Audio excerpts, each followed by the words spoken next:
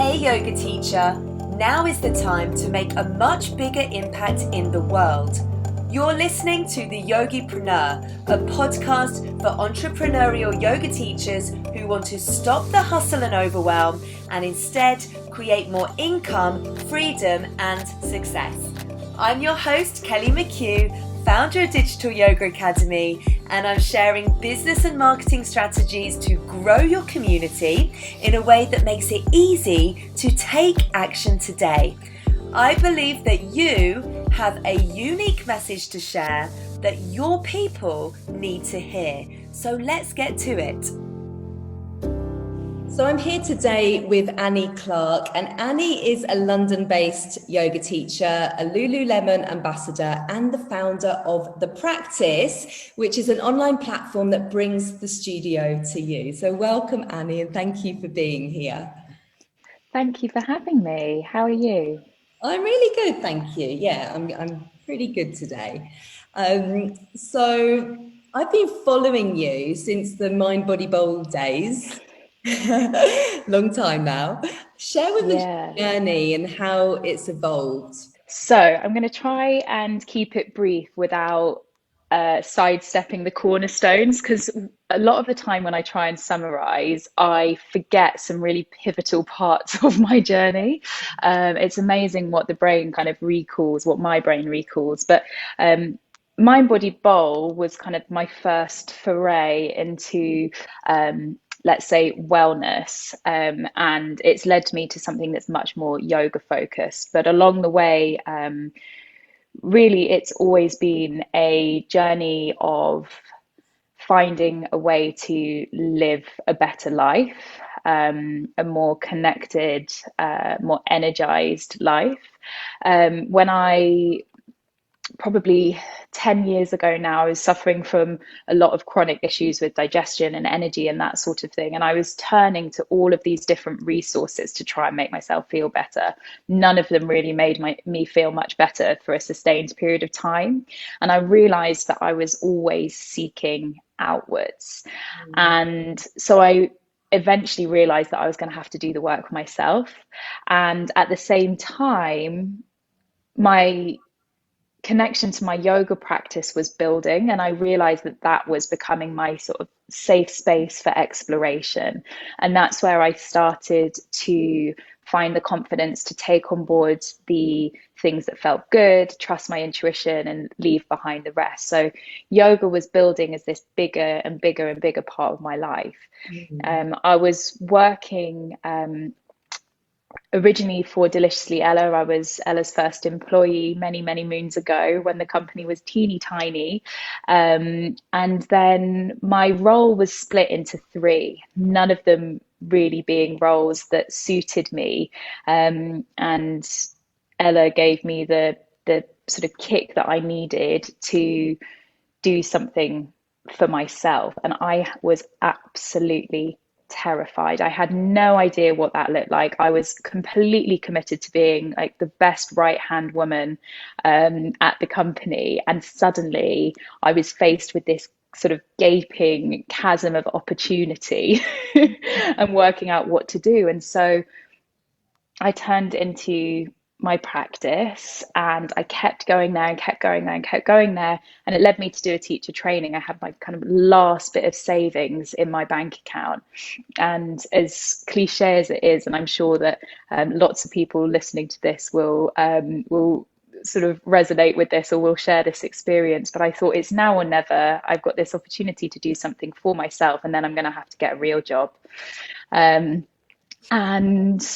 the minute that I stepped kind of into that yoga shala, I realized for the first time in a really long time, if not ever, that I felt at home and at peace, and like things were aligning, after spending a lot of time trying to fight and figure. And so, having not really had any intention of becoming a yoga teacher, I suddenly decided that that's what I was going to explore. And I spent a long time trying to figure out what my voice was, what I wanted to share. It was at a time when yoga, particularly in London, was starting to get quite loud and big and busy and fast and sweaty, and it was really gaining momentum, but in this kind of quite Londony way. And I spent a lot of time running around, burning out, and it took a really long time to recognize what it was that I was going to offer as a teacher, and what that was kind of what I offer to myself. And it's an opportunity for people to really meet themselves where they are, and just and show up as they are. And I wanted to find a way to create that space. And over time, I realized that really the best way to do that was by creating my own offerings. And so retreats, day retreats, started to become a bigger part of my work. The opportunity to just go a little bit deeper with people was feeling really inspired, and then I spent about a year building an online studio, the practice, thinking that it would be a way of connecting with those people that had shown up on retreats, but then I didn't see for years because they were from the other side of the world, and also for a way to access yoga without spending, 20 quid a class at a London studio. And I spent a year building this thing, and we launched in on the 1st of January 2020, and 3 months later we went into lockdown, and I wasn't sure if I had kind of the strongest intuition in the world, kind of preparing for that, or had been a complete idiot for spending a whole year creating it, because every other yoga teacher overnight managed to get themselves online. So I sort of, on one hand, I felt like I'd lost my USP, and on the other hand, I was in total awe that everybody else had managed to do it so quickly and so well. I was like, what took me so long? But anyway, over the last year, I've had the most incredible opportunity to grow my online studio, to create this really beautiful community, and to completely reconsider what it means to share the practice of yoga, because we've been doing it like this, as so many teachers have. And through that, I have been able to say, hand on heart, that I've taught with complete authenticity and integrity, because there's been no external factors, and it has been the most beautiful realization of kind of my own intention. And so, there's been a lot of hardship and loss and grief over the last year, but there has also been huge growth, and I'm really grateful to have experienced some of that. So That's amazing. yeah. I love it. You can really see how it's evolved over the years, from what started as your kind of like healthy lifestyle food blog turned into a book, and then it's like all along it's been you sharing your journey and sharing it in a really like honest and authentic way, how you've had your own health issues and how yoga and healthy eating and like lifestyle changes have really like impacted you positively. Looking back at everything, then that journey that you've been on, you've been able to really grow your community around that. What do you think have been like, what do you think's been the main factor in the growth of your community that you've seen? So I think the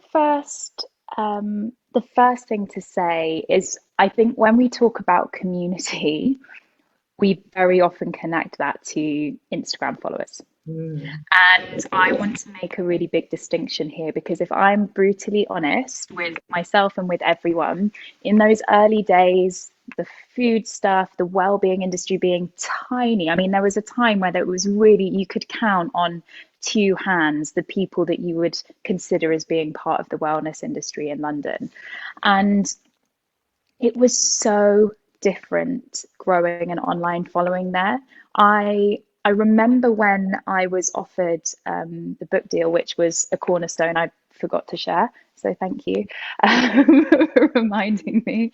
Um, when I was offered that contract, I remember sitting in the publisher's office, and they were like, right, this is how quickly your Instagram's growing. So by the time that the book comes out, if the trajectory stays the same, you'll have like 250,000 followers. And it suddenly, in that time, the online space shifted enormously, and it stagnated for me. And it, in terms of numbers, it definitely didn't stagnate in other ways, but in, if we're talking numbers for a moment. And the reason that I share that is because if I think back to that time, what community looked like for me, I don't think I really knew. I had people showing up to my classes to whom I'm so grateful because they saw me go through so many shifts. um, but community was different, and it was, I think sometimes we confuse numbers and growth on Instagram with community. I think it is a part of community, but I don't think it is they're not interchangeable. It's not the same thing. So now when I think of community, and the community that I've built through the practice and my other online offerings, I launched a course midway through last year called The Art of Holding Space, which is like my baby. What really surprised me is the way in which people have shown up, not just for themselves, but for one another, and the support and the connections and the threads that have been woven through those spaces, supported by, facilitated by a digital landscape, but on a very human level. That is the element of it that I refer to when when I say community. Yeah. And so I just kind of want to, I guess I want to just highlight that difference, because if you look at my Instagram following, for example, it doesn't change anymore. In fact, recently it dropped quite a lot when I started thinking a little bit more, let's say, strategically about what and how I share.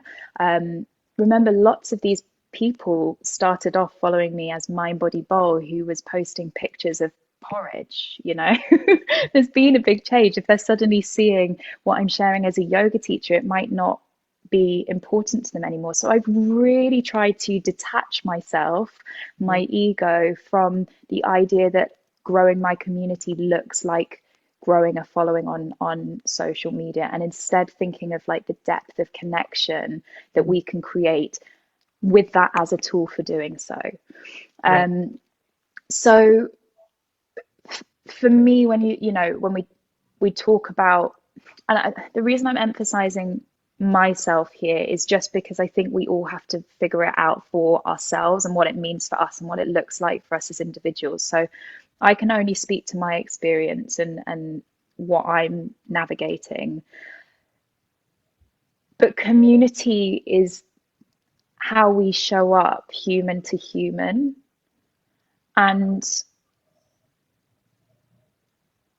I'm I've seen an extraordinary amount of that showing up, and that space holding and that togetherness come through an online studio, which was something I always wanted to create, but wasn't quite sure how we would do it. And bearing in mind, I have, until about 6 months ago, never had any kind of strategy with anything in my business. In fact, I've only just got my head around the fact that it's a business and I have to take it quite seriously. And I finally invested in some coaching and some support, and I'm putting things in place now to make my life easier as life moves forwards. But this idea of growth of community was never really intentional, other than to create a space that people feel held and supported and connected in a human way. And so we've been navigating that online, which goes against every single fiber of my being, and yet we've done it and we've seen it grow. And I think it's really just the resilience of the members of the community and the willingness to show up and be in it that has allowed for that. Yeah. Does that answer your question? It Have I does, just gone yeah. on a bit of a heartfelt ramble? No, honestly, I think what you've said is really important, because a lot of teachers, when they think of community, they're thinking their numbers on Instagram. And I think, if we are just trying to grow our community on Instagram, we're actually missing out on other platforms where your people might be hanging out, but also the community or the sense of connection that you can really foster Yes. inside your offerings. Like, that's more Yes. important. Like, how are you actually showing up for your loyal students that are coming to your classes each week, and focus on that, on those people, instead of like the vanity metrics or the bright lights of Instagram. So it's really important that you said that. But how are you, what are you doing then inside the practice to actually kind of foster that sense of connection and community? Because obviously right now we need that more than ever, with all these multiple lockdowns, people are feeling so isolated, and that connection is really key. Like, are there any kind of practical things that you've been doing inside the membership? Absolutely. It's definitely been an evolution. So when I launched the practice, I didn't really anticipate the depth of the need for that. Yeah. We all have always had a Facebook group, but it was pretty quiet. You'd need like a bit of a nudge to get people talking and sharing on there. And sometimes that is still the case. Everyone is different. People still don't necessarily like showing up in certain ways or don't feel so comfortable with it. But I realized that as we were becoming kind of more and more potentially isolated, then I had to show up more for the community in order to invite them to do the same.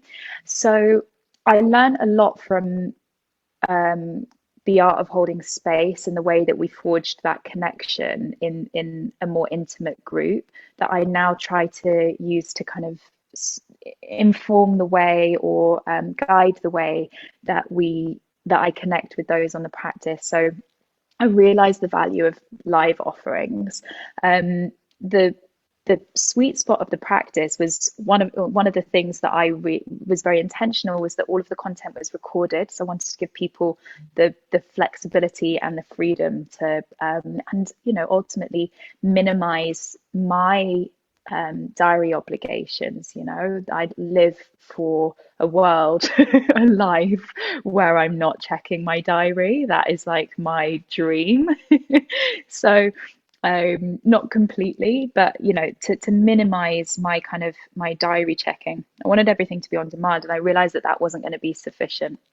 So we have live meetups, we have class practices. I give them discounted offerings or free options to attend other live things that I'm offering, so that there is a way to feel that kind of in-person connection digitally.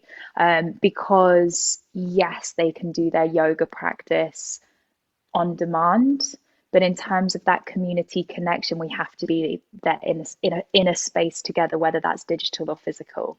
And the more I started doing that, the more people wanted to share on the Facebook group and upload pictures of their practice or quotes from their own journals and their favorite books. And when they do that, I try and ensure that I respond wherever possible, in a really encouraging way that kind of creates that invitation for other people to see that and be like, well, that's kind of a celebrated interaction, or that person shared and everybody else commented and gave their offerings in response. And it definitely shifted it when we had that live element. And that was something I learned from facilitating the art of holding space, which was very much based around more live offerings. So that was one of them. I think the other one was also inviting people to contribute in the development of it. So, now that there are so many ways to offer your services online, the the functionality of the practice needs to catch up. At the moment, we're working on simple things like favoriting and filtering classes and stuff, which are built into all of these software offerings, but aren't built into how the practice was created. So I invite members into that those conversations and make them feel like they're a respected part of the development, like we're in this together and I want it to serve them the best I can. So let's learn from one another. And I think kind of inviting them to be part of the evolution, like there are some people who are really proud to have been there since the beginning and they want to be a part of the evolution. And that's really special. That feels a little bit like I've got a local yoga studio that people have been going to since the opening day, and they want to kind of see you open the next studio or add the classes to your timetable. So I think those are two things that I've been really surprised have made a really big difference. Yeah, I think that's really great. Definitely the live aspect is important for any kind of like online program, course membership, to keep people going and to motivate people. It's about bringing accountability as well. You know, I think people really need that right now. But I think, you know, it's up to you as the yoga teacher to really kind of like encourage that, and to actually, you have to build that momentum up, and it's almost like giving people permission to start sharing inside a Facebook group or wherever it might be. But I love the fact that you are involving your students in like the development of your product as it kind of moves forward. Can you talk to us a little bit more about how you actually first developed the platform? Like what went into that process? Like how did you, you know, bring all your ideas together to like craft out exactly what the practice was going to look like? Absolutely. So I think, as I said, it was quite a long process, mainly because I'm sure it existed somewhere, but it definitely wasn't readily available, the online offering in the way that I was. My kind of three things that I wanted to support people in was accessibility, so like timing and geography. I wanted to give them sort of access to classes to suit any level and any kind of energy level. And I wanted to, hang on, I've really made a meal of this. These are like the three pillars that I work from, and my mind's gone entirely blank. It's like time, geography, and money. Those are the three. So like time, money, time, geography, and money. So practice when you want, for as long as you want to, wherever you are, without having to spend a lot of money for the privilege to do so. Those were kind of my three things. And I spent a long time trying to work out the best way to do that. A big issue when doing that is actually your personal resources. So investing, how to work out how it makes sense, because if you're having, you know, if you're producing videos, you've either got to learn to film and edit them yourselves or pay somebody to do that. Now, I have gone through all of those. I've done my partner is a video editor, not anymore, but he has the skill set to support me on that. And every time that I filmed on my own, something would go wrong, and I found it hugely frustrating. So I knew that I needed to pay somebody to help me. And I was very lucky that I could draw on Will to sort of help me get off the ground. But one thing that became very clear was, particularly once lockdown happened, living together, working together, having like dinner together, and also the poor guy having to watch me do the flows and then edit them. That was not a good thing for us, and it was certainly, I couldn't live putting him through that. It was like he would never want to speak to me ever again if we carried on. So there was, you know, it's evolved and it now looks quite different to how we started. But in that beginning bit, one of the first things that I asked myself is like, how, once I got clear on what I was trying to solve and what I wanted, what my offering looked like, how was I going to do it in a way that I knew that I could keep showing up? Because if people were going to be on, I was terrified of offering a monthly subscription, because what if, and it had happened a lot of times before, the memory card failed and all of the flows that I'd filmed disappeared, or for whatever reason, I didn't have a class to give them. And so I really had to consider and sit with what I was prepared to commit to at a time in my life where I was feeling particularly commitment phobic. And so I think that's part of the reason that it took me so long. I also rebuilt my entire website to facilitate it. But as I mentioned before, there was a lot of functionality that I hadn't considered just because I'd done my research, but there weren't really many offerings out there. Certainly none with the kind of functionality that you can find on the software that is built for this purpose now. And so there was an initial investment in both finances and time that I had to really kind of gear myself up for, which gave me the opportunity to get really clear in what I was offering and to really tap into kind of my authenticity and make sure that this was a space where I could really share what was right to share and that I wasn't being kind of drawn into something that I thought might sell better. Yeah. So that was kind of, it was quite a long process. And then all of a sudden in like October, I was like, right, we're doing this. We're launching in January. It just has to get done. And we filmed, I think, for January, February, and March. Will then had to kind of slog getting all of it filmed while the web designer was getting the website built.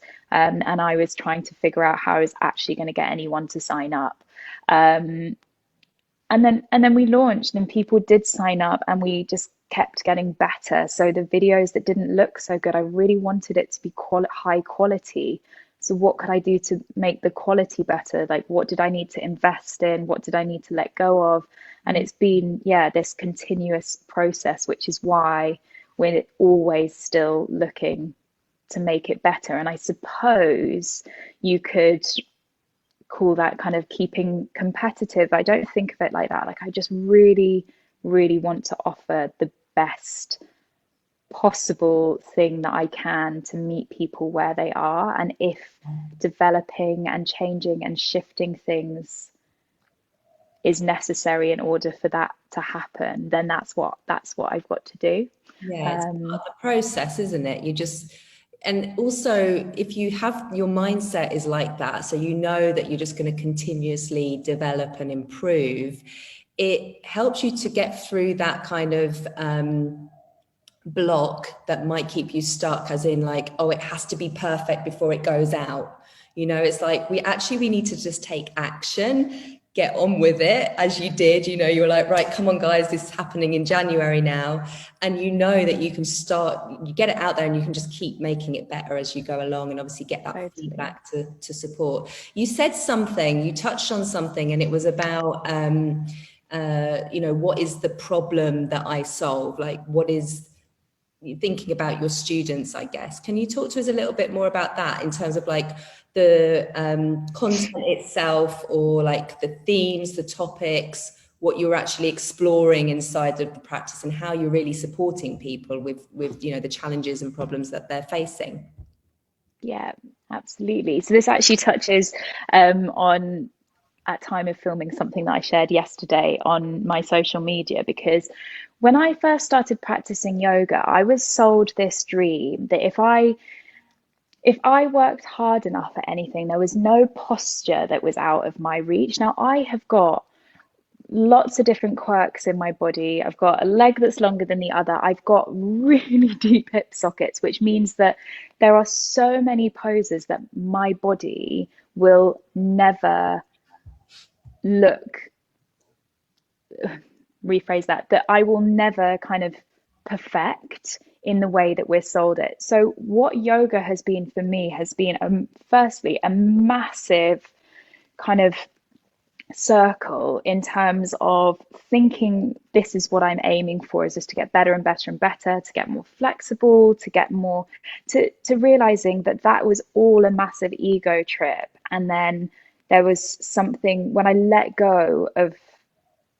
realized that wasn't ever going to be possible for me, what really was this practice, because something was still keeping me on the mat. And it's that bit that I really want to inspire people to connect with. And Yeah. but this whole idea about meeting people where they are, which is something that I must have said thousands of times this year because I've really felt it.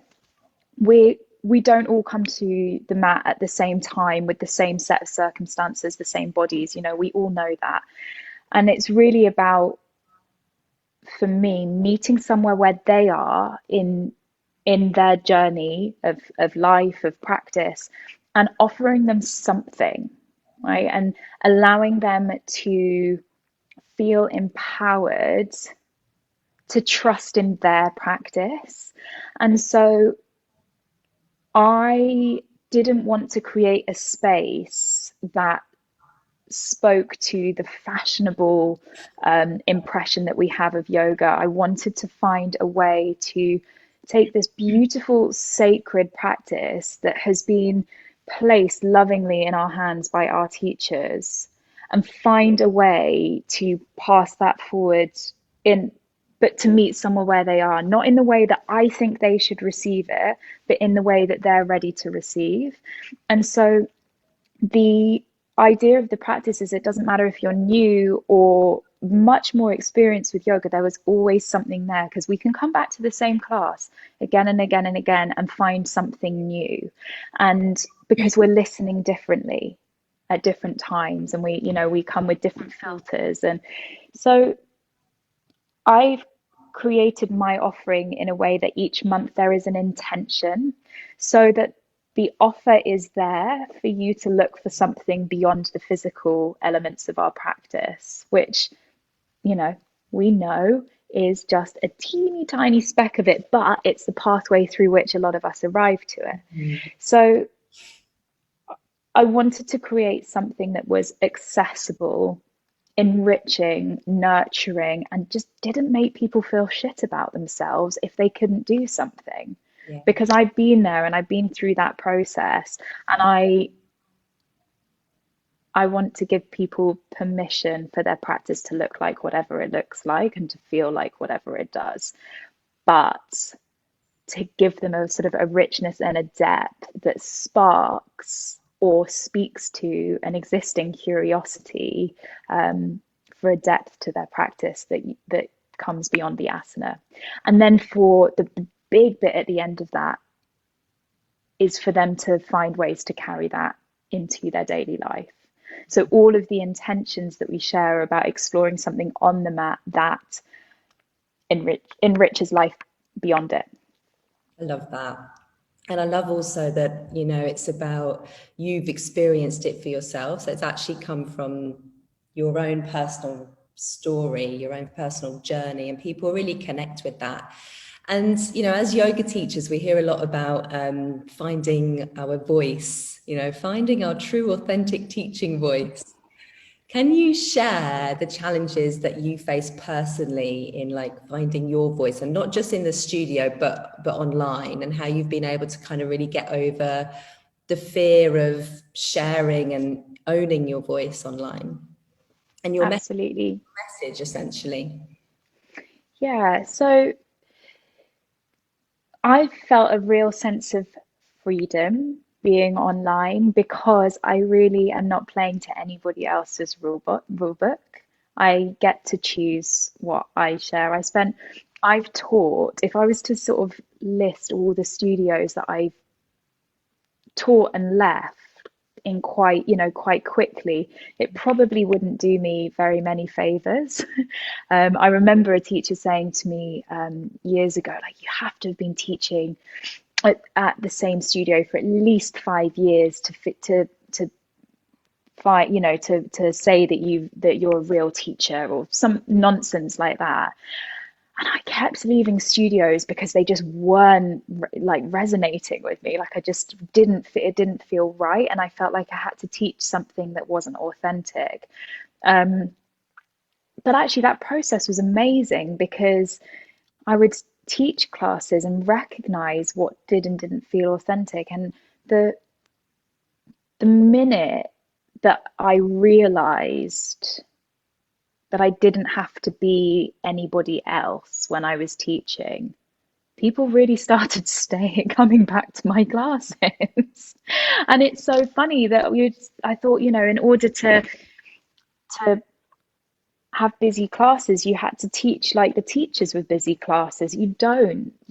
Your magic is you, and as it's not as easy as just saying that moment that you realize that, because it doesn't happen in a moment. It's a process, and we're all still figuring it out. And I'm sure that in 20 years, what I share and teach will be completely different, perhaps, to now.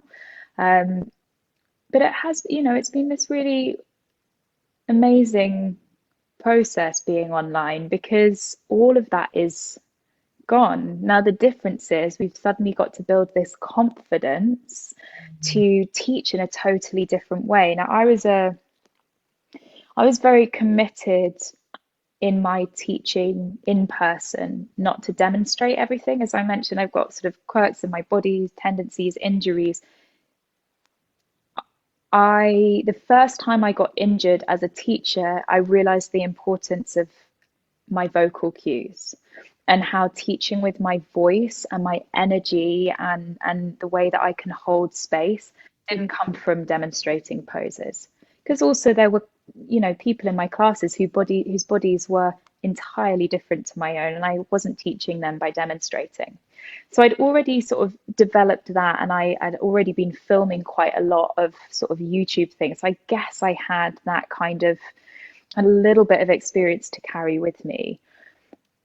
But everything went on Zoom, and I started demonstrating everything again. I was like, what am I doing? I've like reverted back to when I first did my initial teacher training, and it's like all my confidence in cueing people verbally had disappeared.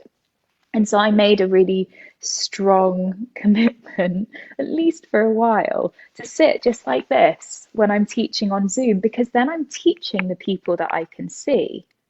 When I film for the practice, I set up my mat, I'm demonstrating everything, that's that. But when I'm teaching a live class, people are there live for a reason, and I want to teach them, not the random screen. And now I do a mixture of both, because sometimes when, to sort of feel the energy and to kind of navigate that and direct it, sometimes it can be fun to be doing it with them. And it really depends what, I try to teach quite intuitively. I don't set sequences or anything. So it really depends class to class. But that was a whole new element to teaching that we all have had to learn again. And I think I feel very grateful that I had a little bit of experience before that supported that. But I have so much admiration for every teacher that has given it a go and shown up imperfectly and with Zoom fatigue, through the Zoom fatigue, and still held space, because it's really hard. It's really hard. And you don't, I always encourage people to keep their cameras on, because the energetic feedback for me is just different when I can see people.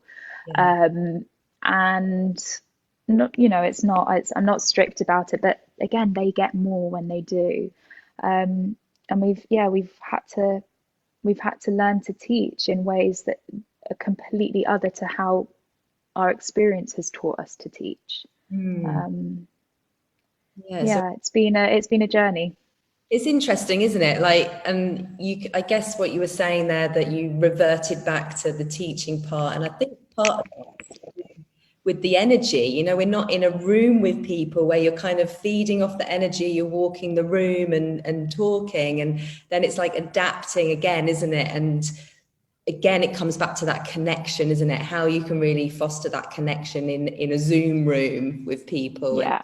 It takes a bit of time and transition, which is, and I mean, what you said right at the very, very beginning, I was just gobsmacked as well last year, the speed of the teaching community and how they got themselves online. And, for years I've been with Digital Yoga Academy harping on about come on, guys, you need to get yourself online. And, I'd hear things like, oh, it's too difficult, the tech, all of these excuses. And then all of a sudden, there was no time for any of those excuses. That transition just happened, which was amazing to see. So, any final words then? Any kind of like advice for teachers who are wanting to, maybe they've been in their Zoom class schedule for the last year and they've been perfecting that. And I kind of feel like that's kind of like phase one, let's say. How do they then, any advice for like moving into other offerings, online courses, memberships, and so on? So I think one thing that I definitely think I could have considered earlier on is how useful every single class that I teach on Zoom would have been to contribute to the practice library as kind of extra classes. Now, as I said before, my membership, I really want the class quality to be really high in terms of the sort of production, so the lighting, and I do demonstrate everything on the mat, so not every class is going to translate, but a really simple way of doing it is having, for example, your laptop here, you're teaching your class, and then also having a second camera. So I just bought the we were renting cameras all the time for the practice, and instead we realized that over the course of the year it was much cheaper to buy two new iPhones. So my partner and I have one each, and I swipe his from his desk when I'm coming to film. And I won't go into the whole production side. We can save that for another time. But having it, having another camera to film whatever you're doing, so that you've just got that if you ever need it, or you've got clips for social media and that kind of thing. You can make it you can make it complicated, but you can also do things like that very simply, that give you that sort of database. And even if that's, adding a line to your website that says missed class, click here to download the class recording, £5, or half the price of the class that you offered, but you give someone access for, even on Zoom you can do that with a limited time. So there's ways that you can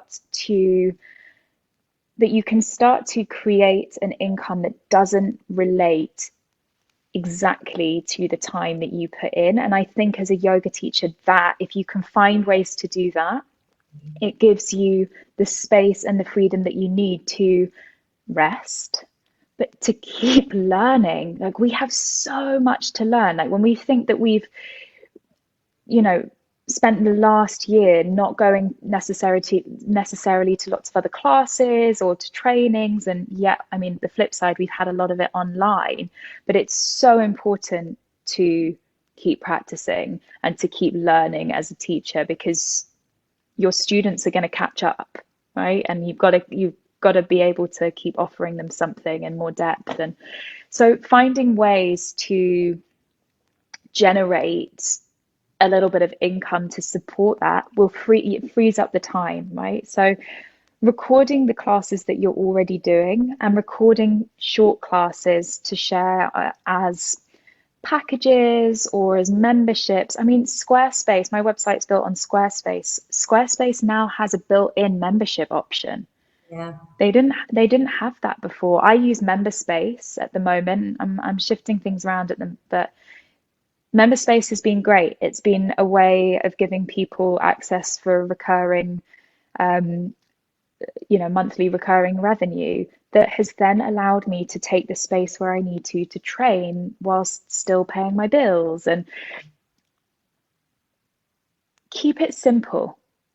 Like, start with what you're already doing, get comfortable with that, and then add something in, and then get comfortable with that. If we look at this big picture and think, right, I want to have a membership with videos happening every week or every month, and this and that and that, you're suddenly going to feel pretty overwhelmed. So finding those ways, like, don't be scared of taking incremental steps. Yeah. I was really crippled by that. It's one of the reasons the practice took so long to go live, because I thought it had to be this incredible thing that would never change because it was just so good. And then I realized until it was something, it was nothing. Yeah. So make it something and then just get better. And the getting better will happen naturally. You don't have to force it. Like when we allow it to flow, it's you're going to direct in a natural direction rather than in the direction that you think you should be in. So that kind of step by step approach, even if you don't know where your steps are leading you, people are so forgiving. You know, the amount of times that classes were meant to have gone live on the practice, but there was some glitch because we put the wrong URL in or something. They they want to see you do well. People want you to succeed. Yeah. So don't be scared about showing up imperfectly. Like put a space up, a members area up of your website if that works for you. But if not, just get comfortable, put some stuff on YouTube or film some stuff Yeah. and delete it. Just get comfortable and then add to it. Yeah, I love that. I have got another question actually, and it's to do with, you know, actually building the community that you've got in the practice. Like, have you got any kind of like success stories from that or things that have really worked in terms of bringing new members in? Yes. So 6 months into the practice, I started working with a business mentor, which was the first time that I'd ever spent real money in my business, and it was one of those like decisions, but it felt right. And she's been really supporting me in trying to take the pressure off like selling all the time, like always trying to but keep it growing without feeling like I'm sort of hard selling all the time. So one of the things that I'm doing, and again, it's worth saying this has come after I've had this element of my business for a while. So I've built up a little bit of cash to invest in it. And, you know, this is what I mean about it being incremental. Like none of this would have been accessible to me at the beginning. But one thing I wish I'd done sooner was more free trials. So I now have a 7-day free trial as standard because if you're going to offer a free trial, people are going to click on it, right? They want to, if they want to know more, they've got nothing to lose. And I was really scared about a free trial rolling into a paid membership. So I have an email sequence that is now going out that means the day before it's going to turn into a membership, they're warned about it. So I don't feel like a bad person. They've done their free trial. A really great bit of advice that I was given was that someone needs to try something twice to know that it's good. So my 3-day free trial wasn't that good at converting people into members because they probably signed up, maybe did one class, quite possibly didn't do any because they didn't get time in those 3 days. Over 7 days, you're giving people the opportunity to probably give it a good go twice or at least have a decent look around. So the free trial giving, and that is not to say give loads of stuff for free everywhere. I'm a big campaigner for not devaluing our work as a collective. And we have, you know, there's a space and a time for free stuff, but we also have to value our offerings in order for other people to value them. So a free trial, I wish I'd done that sooner. That would have been amazing. That would have seen growth much earlier on. But that's something that's been really, I've seen a very quick shift in what that's done. And then nurturing people. So the way that when they're going through that series, having, and this is so your area and not mine, Kelly, but you know, nurturing people through the way that you're communicating with them, checking in on them, and I didn't know this, but it can all be automated. You know, it doesn't mean that you have to send them all their email.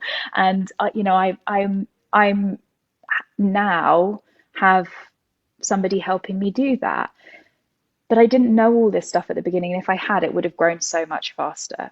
So checking in with people, giving them a good opportunity to try it, Yeah. and if they didn't like it, like I never read the emails saying that people have signed up.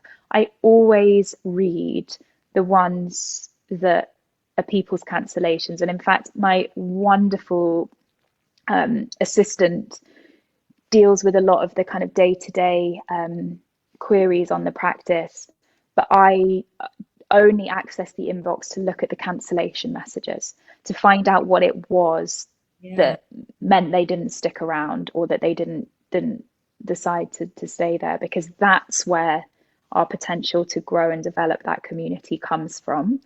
Like, take the time to learn about the people that are there. Like, whether you're in a live session or in, a community space, ask people, like to be asked about themselves, make them feel valued, offer them stuff, make them feel like it's special to be a part of it, whether that's a membership or, whatever it is. It's what we do so well as teachers in a physical space, and that doesn't change. So just finding ways to strengthen the community in whatever way you can. They'll then start to strengthen themselves, or the community starts to strengthen themselves. And if you have a couple of people that you can rely on to always start the conversation or share, then make sure you're nurturing them, because they're going to hold that community up when you can't. Love all that. So good. And I can really see, like, listening to you, it's like it is that incremental approach, and it works, like it doesn't have to be perfect. Get it out there, listen, adapt, grow it. You discover things that are working, like automated email sequences and all these things as you go through this journey. And it's part of the journey, isn't it? It's this learning. It is.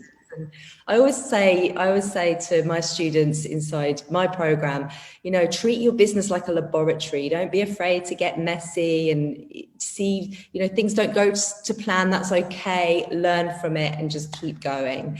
So thank you so much for sharing with us today. And I really can't wait to just see the practice go beyond here. And I'm sure you're going to have huge success with it, Annie. So well done. And yeah, keep doing what you're doing, because it's amazing. Thank you so much.